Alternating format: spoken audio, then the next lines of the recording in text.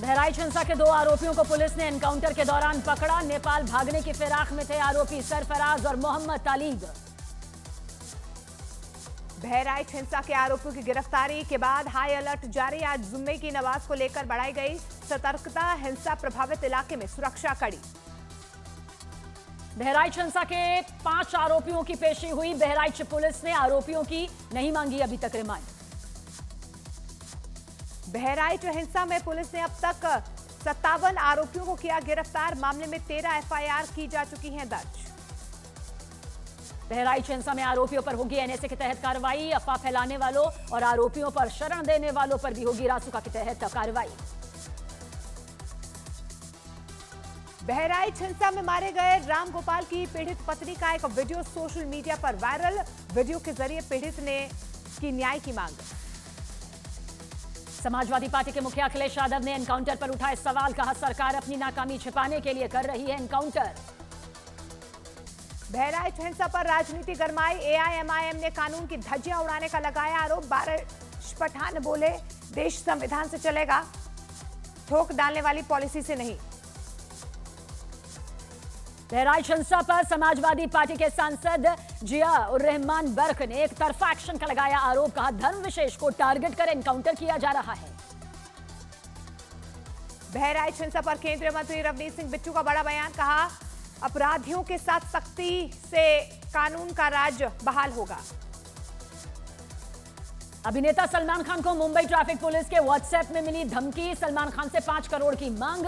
Police ने मामला दर्ज कर तफ्तीश शुरू की।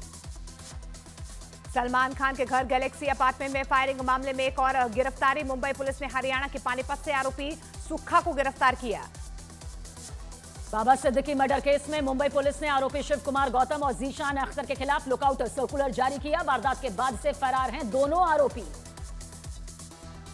बाबा सिद्दीकी हत्या मामले की जांच जारी। हरियाणा के कैथल पहुंची मुंबई क्राइम ब्रांच की 2 टीमें। आरोपी जीशान अख्तर और गुरमेल के दोस्तों से कर रही है पूछताछ। इजरायल ने अपने सबसे बड़े दुश्मन हमास चीफ सिनवार को ढेर कर दिया। पीएम नेतन्याहू सिनवार की मौत की पुष्टि करते नजर आए। सिनवार 7 अक्टूबर 2023 में इजरायल पर हुए हमले का मास्टरमाइंड था। इजरायल के विदेश मंत्री ने सिनवार की मौत की जानकारी 12 देशों को दी है। इस्माइल हायना की मौत के बाद अगस्त में याह्या सिनवार ने संभाली थी हमास चीफ की कमान। फिंगरप्रिंट्स और डीएनए टेस्ट से हुई याह्या सिनवार की मौत की पुष्टि। इजरायल में butcher of Khan Yunis famous Sinwar को अमेरिका ने घोषित किया था ग्लोबल टेररिस्ट। इजरायल की सेना ने बुधवार को गाजा में एक मुठभेड़ के दौरान हमास चीफ सिनवार को मार गिराया था, लेकिन आईजीएफ को भी नहीं पता था कि मरने वाले लड़ाकों में याह्या सिनवार भी शामिल है।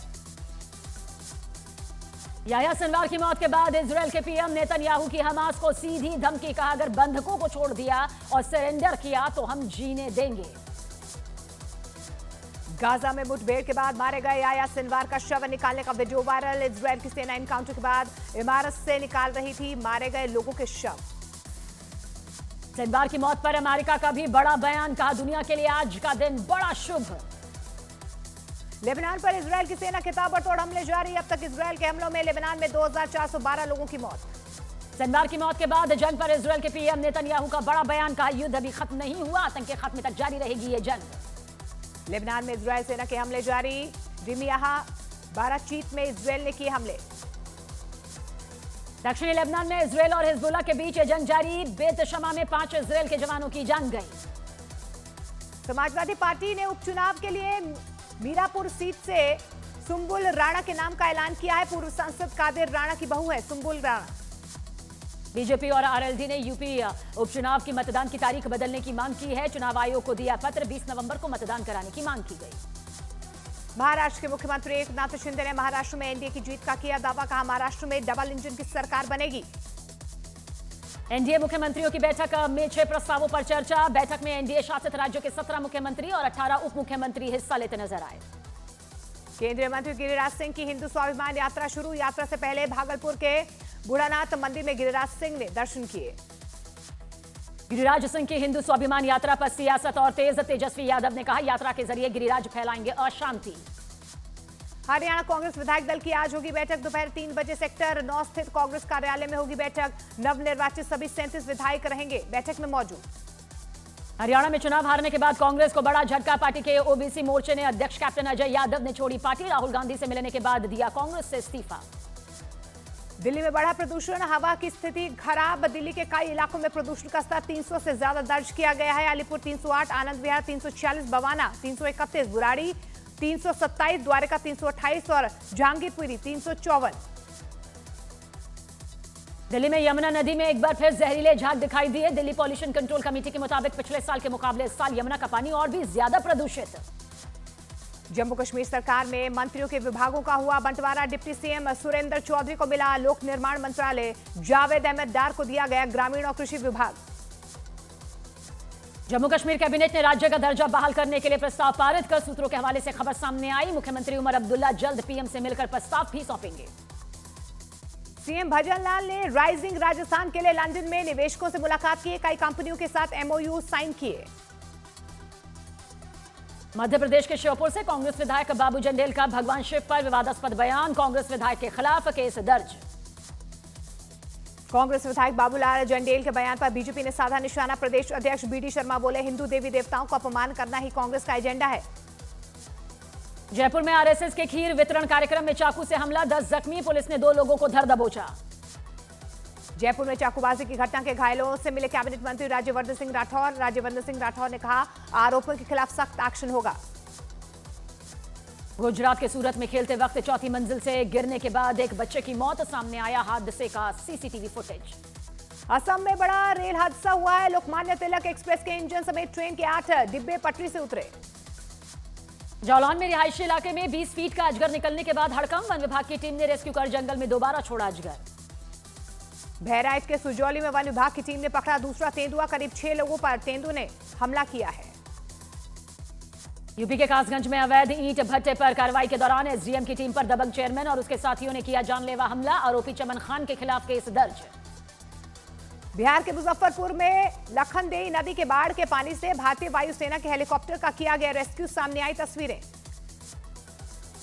मौलाना साजिद रशीदी पर विधायक नंदकिशोर गुर्जर ने की करवाई शिकायत। धार्मिक भावना भड़काने और दंगा कराने की कोशिश का आरोप लगाया। चंडीगढ़ में ड्राइवर कंडक्टर का कारनामा सामने आया। चलती बस पर लटके यात्री को लेकर कई किलोमीटर दौड़ाई गई बस।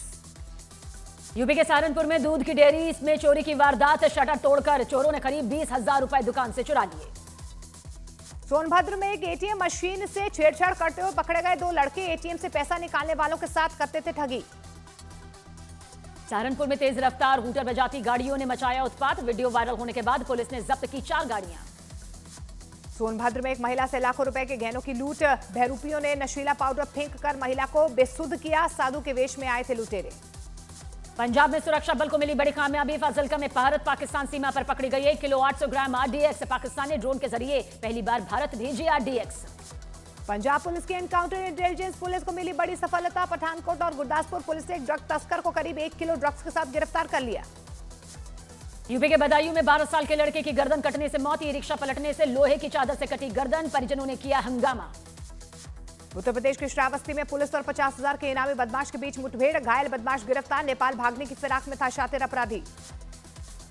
हरदोई में लिव इन में रह रहे लड़का लड़की के साथ पुलिस ने की मारपीट। घर के दरवाजे पर नोकझोंक होने पर पुलिस थाने लाई। छोड़ने की गुहार लगाते रहे पीड़ित। सिवान में बदमाशों ने की फायरिंग। दुकान बंद कर रहे मजदूर के हाथ में लगी गोली। जांच में जुटी पुलिस। बिहार में जहरीली शराब का कहर जारी। जहरीली शराब पीने से अब तक 42 की मौत। अब तक 5 शराब तस्कर समेत 13 आरोपी गिरफ्तार। छपरा में जहरीली शराब पीने से एक शख्स की मौत। अब तक छपरा में 12 लोगों की मौत, 23 से ज्यादा बीमार।